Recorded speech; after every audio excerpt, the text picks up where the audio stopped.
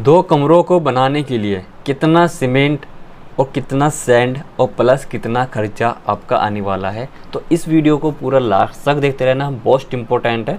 तो इस वीडियो में हम जानेंगे कि अगर आपको दो कमरे आपको बनाना है तो उसमें कितना खर्चा आपका लगने वाला, मतलब प्लास्टर में। पिछली वीडियो में हमने सीखा था कि कितने ईंटें आपकी दो कमरों को बनाने में लगेगी और कितना आपको ईंटों पे खर्चा आने वाला है।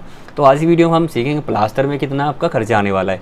वीडियो को एंड तक देखना मोस्ट इंपॉर्टेंट है, आपके लिए बहुत हेल्पफुल रहेगा। आप काफ़ी लोगों ने कमेंट्स किया था, सर हमें दो कमरों को बनाने में खर्चा बताइए कितना आता है, कितना प्लास्टर लगता है, कितना सीमेंट लगता है, कितना सैंड लगता है, प्लस हमारा उसमें कितना ईंटें लगती है।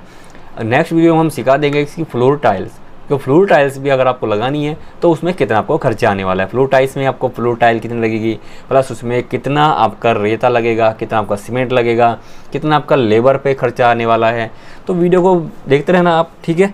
तो सबसे पहले देख लेते हैं दो कमरे हमारे पास, जो मैंने साइज़ लिया था वही मैंने यहाँ पर साइज़ लिया है 12 फीट बाई 10 फीट का, ठीक है। 10 फीट बाई 12 फीट का लिया और इसकी जो हाइट ली है 11 फीट। और विंडो ये आपको हमारे इसमें विंडो ले दिया आगे और डोर, ठीक है। यहाँ पे डोर एंड विंडो साइड में ले दिया है। तो हमारे पास डोर का जो साइज़ है 3.5 फीट बाई 7 फीट का है और विंडो का जो साइज़ है 3 फीट बाई 4 फीट का है। और रूम हमारे पास जो साइज़ है 10 फीट बाई 12 फीट का है। और जो कमरे की जो हाइट है, इंटरनल जो हाइट होती है वो 11 फीट की मैंने यहाँ पे लिया है। अब इनर वॉल प्लास्टर हमें यहाँ पे कैलकुलेशन निकालते कि इंटरनल जो रूम का प्लास्टर है वो कैसे है। तो लॉन्ग वाल कौन सी है, 12 फीट बाई 11 फीट। हमारे पास ये 12 फीट की हाइट है, 12 फीट की लंबाई है और 11 फीट की हाइट है।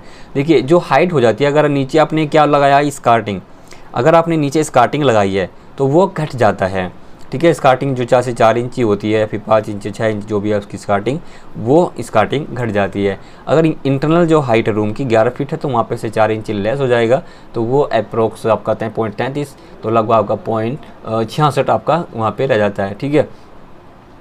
0.66 अप्रोक्स वहाँ पे आपका रह जाता है हाइट को आपका, जैसे कि आपका 10.66 ये फिर आपकी अप्रोक्स हाइट ही रह जाती है। अगर ये बीम है तो इस तरह से नीचे बीम का टक बना हुआ होगा तो ये फेस और ये फेस आ जाता है, और ये वाला जो फेस रहता है ये आपका सीलिंग में चले जाता है। जैसे आपने बीम के अंदर देखा हो इस तरह से, तो ये आपकी, ठीक है, ये वाले आपका बीम होता है, ये आपकी स्लैब हो जाती है, ये आपकी वाल, तो ये हमारा बीम हो जाता है। तो ये वाला जो सरफेस होता है ये हमारा इस वाल के अंदर चले जाता है, और ये वाला जो सरफेस एरिया होता है ये हमारा सीलिंग के अंदर चले जाता है।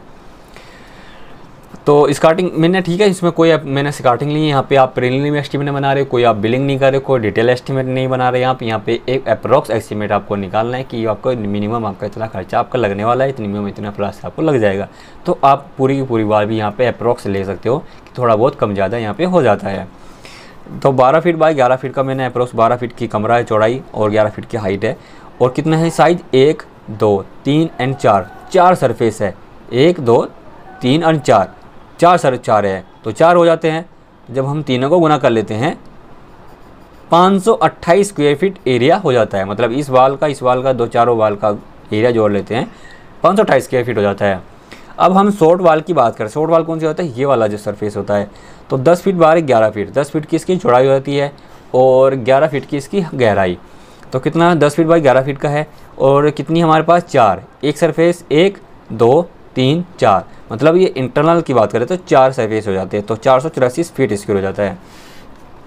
अब वहीं हम डिडक्शन की बात करते हैं, डिडक्शन कितना रहेगा, डोर विंडो का जो डिडक्शन है 3 फीट बाई 4 फीट कितना है, 2, 1 एंड 2 हो जाते हैं।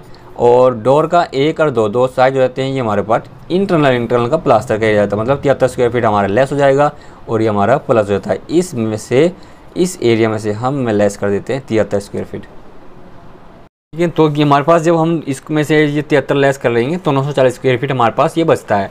अब आउटर वाल की बात करें, जैसे आउटर वाल ये वाली हमारे पास यहाँ इस सरफेस से ये वाला जो पूरा सरफेस का एरिया बचता है ये हमारी पूरी लॉन्ग वाल हो जाती है। तो लॉन्ग वाल में 20 फीट, ये हमारे पास 10 फीट और 10 फीट, कमरे का साइज़ क्या है 10 फीट और 10 फीट है।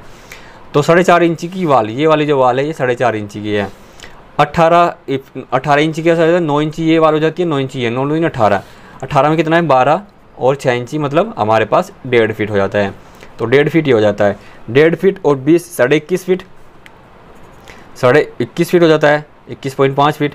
और 4.5 इंची वाल हो जाती है, 4.5 इंची में हमारे पास हो जाता है 0.8 गुना 4.5 करते हैं तो ये हमारे पास फिट हो जाता है 0.08, ठीक है।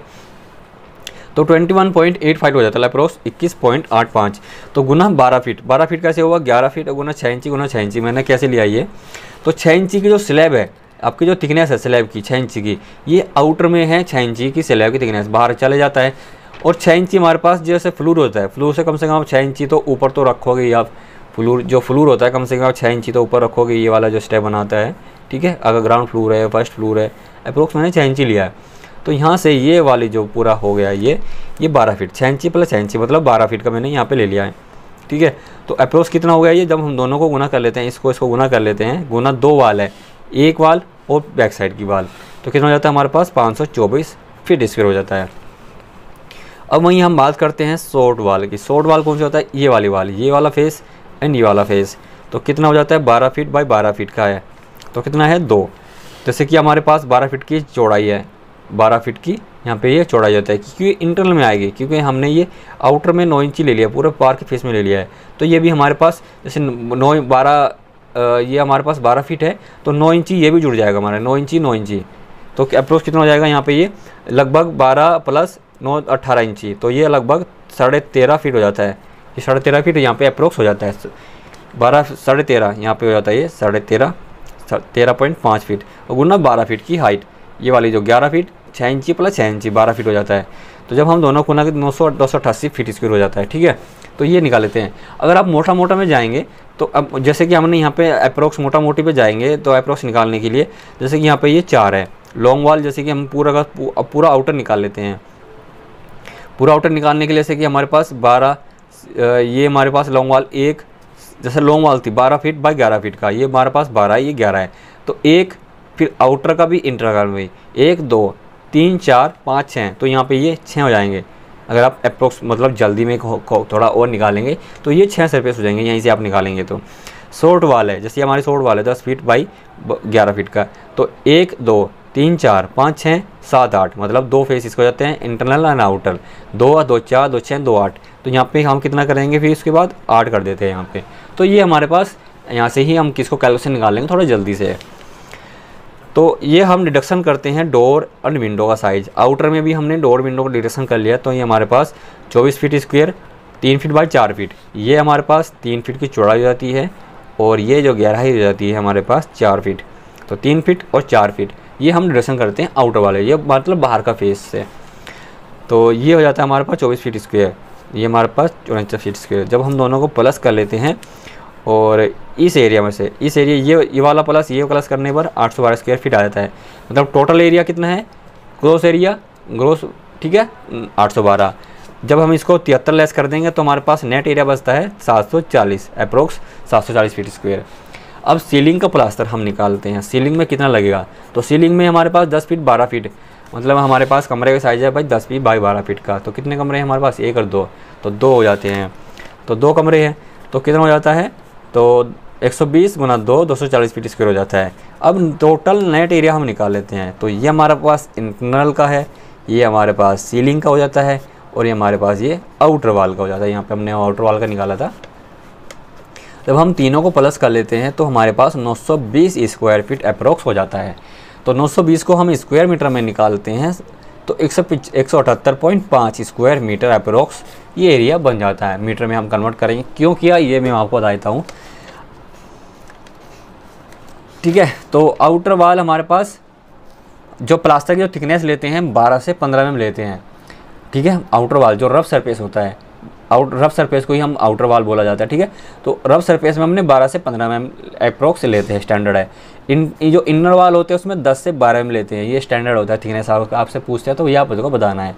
सीलिंग का जो प्लास्टर है उसमें बहुत ही कम प्लास्टर होता है। अगर मोटा उसमें प्लास्टर कर देंगे तो वो नीचे पपड़ी बनकर नीचे गिरने लगेगा, ठीक है। उसमें ज़्यादा क्योंकि प्लेन सरफेस होता है तो उस बेस पे अगर ज़्यादा रफ सरफेस रहता है, जैसे कि आपका फट्टा की सेटरिंग है, तो फट्टे में थोड़ा बढ़ जाता है, मतलब 7 mm तक हो जाता है, 7 से 10 mm तक हो जाता है। अगर आपने प्लाई का लिया, प्लाई की सेटरिंग लगाई है, तो वहाँ पे अप्रोक्स 3 mm तक आपका प्लास्टर आ जाता है। तो वहाँ पे रिक्वायरमेंट भी नहीं रहती है। अगर आपने प्लाई अच्छे से लगाई है, प्रॉपरली से लगाई है, तो वहाँ पे प्लास्टर की रिक्वायरमेंट भी नहीं आएगी। डायरेक्ट आप वहाँ पे पीओपी या फिर जैसे पीओपी होता है, फिर डायरेक्ट पेंट भी कर सकते हो। कितना सरफेस प्लेन सरफेस है, स्मूथ सरफेस आता है। कि मैंने नोएडा में काम करा था, वहाँ पे जो सेटरिंग लगवाई थी घरों में मोस्टली, तो वो प्लाई सेटरिंग इस तरह से लगा दी है कि सीलिंग में छज्जों में कहीं पे भी प्लास्टर की ज़रूरत नहीं पड़ी। अप्रोक्स पुट्टी पेंट पुट्टी का डायरेक्ट करवा देते हैं, वो आपका खर्चा बच जाता है, प्रॉपर्ली सेटिंग सही रहेगी तो मोटार की जो वॉल्यूम हम कैसे निकालेंगे, तो वो हमारे पास स्क्वायर मीटर में है। प्लास्टर मैंने एवरेज ले लिया है, आउटर वाल, इंटरनल वाल और सीलिंग का प्लास्टर यहाँ पे एक एवरेज ले लिया मैंने, एवरेज में लिया है 12 mm का प्लास्टर, ठीक है। जब हम दोनों को गुना कर लेते हैं तो हमारे पास 2.15 क्यूबिक मीटर हो जाता है वेट वॉल्यूम, क्योंकि वेट वॉल्यूम है। ड्राई वॉल्यूम में निकालेंगे क्योंकि cement sand aggregate, cement sand जो मिक्स हो रहा है वो आपका ड्राई वॉल्यूम में निकालते हैं। तो 2.15 हमारे पास कितना है ड्राई वॉल्यूम, और ये हमारे वेट वॉल्यूम, क्योंकि गीला करके आप उसको प्लास्टर को करते हो। तो ये 1.33 ये आपका थंब रूल है, क्योंकि ये बल्क डेंसिटी आपका जो होता है सीमेंट के अंदर, डस्ट का सैंड के अंदर ये बल्क डेंसिटी होती है। जब हम दोनों को गुना कर लेते हैं तो 2.86 क्यूबीमीटर हो जाता है। अब यहाँ पे हम रेशियो था 1:4 का रेशियो, 1:4 का रेशियो हम प्लास्टर में अप्रोक्स करते हैं 1:4 का। अगर आपने कोर्सेंट मिक्स किया है, जैसे आपका जो बदरपुर होता है, तो वहाँ पे आप इसको 1:6 या फिर 1:5 तक इसको बढ़ा सकते हो, ठीक है। 1:5 या फिर 1:6 तक उसको बढ़ा सकते हो। तो मैंने 1:4 किस में लिया, इंटरनल वाल में। आउटर वाल में ज़्यादा सीमेंट डालते हैं तो वो फट जाता है, मतलब धूप में प्लस में वो करेक्शन करने लगता है, प्लस बरसात में वो गिरने भी लगता है। तो उसमें बदरपुर आपको मिक्स करना चाहिए, तो उसकी स्ट्रेंथ पर इफेक्ट, इसकी स्ट्रेंथ इनकेन होती है, प्लस उसका अच्छा रिजल्ट आता है। तो सीमेंट हमारे पास 1 पार्ट सीमेंट है और टोटल सम कितना हो जाता है 5, तो 5 हो जाता है। जब हम दोनों को गुना कैलकुलेशन निकालते हैं, ये हमारे पास टोटल ड्राई वॉल्यूम है, इसको हमें पार्ट में डिवाइड करना है, तो कितना होता है 0.572 क्यूबिक मीटर हो जाता है। वही हम सीमेंट की बात करते हैं, सीमेंट बैग्स में निकालेंगे तो ये हमारे पास क्यूबिक मीटर है। 1 क्यूबिक मीटर में होते हैं हमारे पास 28.8 बैग्स। वो जैसे कि एक डेंसिटी क्या होती है क्यूबिक मीटर में 1440 kg सीमेंट होता है, और 50 से इसको भाग कर लेते हैं। एक कट्टे का जो सीमेंट का वजन होता है 50 kg होता है, इससे इसको भाग कर लेते हैं तो 28.8 आता है। तो दोनों को ना कर ले पर 17 बैग्स हमारे पास, मतलब अप्रोक्स 18 बैग आपको लगने वाले हैं, ठीक है। तो 1:4 मैंने इसलिए लिया। यहाँ पे सीमेंट जो सैलरी होती है आपका, जो सीमेंट सैलरी निकालते हैं वो भी इसमें ऐड हो जाती है, वो ही आपको लगभग 1:5 का रेशियो हो जाता है, और लगभग एक रेशियो में आपका ये सीमेंट सैलरी वहाँ पे जैसे घोल, उसको आप बोलते हैं वाल के ऊपर गोल लगाते हैं। और सैंड जो आपका रेता होता है, 4 पार्ट रेता आपने आप डाला, टोटल पार्ट है 5, और ये आपकी वॉल्यूम है। इसको जब हम इसको डिवाइड कर रहे हैं तो 2.28 क्यूब मीटर आ जाता है। फिट में निकालते हैं 80 फीट, मतलब अप्रोक्स आपका 90 फीट आपका रेता लगने वाला है। मतलब 90 फीट में आपका इंटरनल वाल में प्लास्टर हो जाएगा और आउटर वाल में भी आपका प्लास्टर हो जाएगा। तो आई होप आपको टॉपिक क्लियर हो गया। तो प्लीज़ वीडियो को लाइक, कमेंट, शेयर कर देना। थैंक यू, मिलते हैं नेक्स्ट वीडियो में, बाय बाय।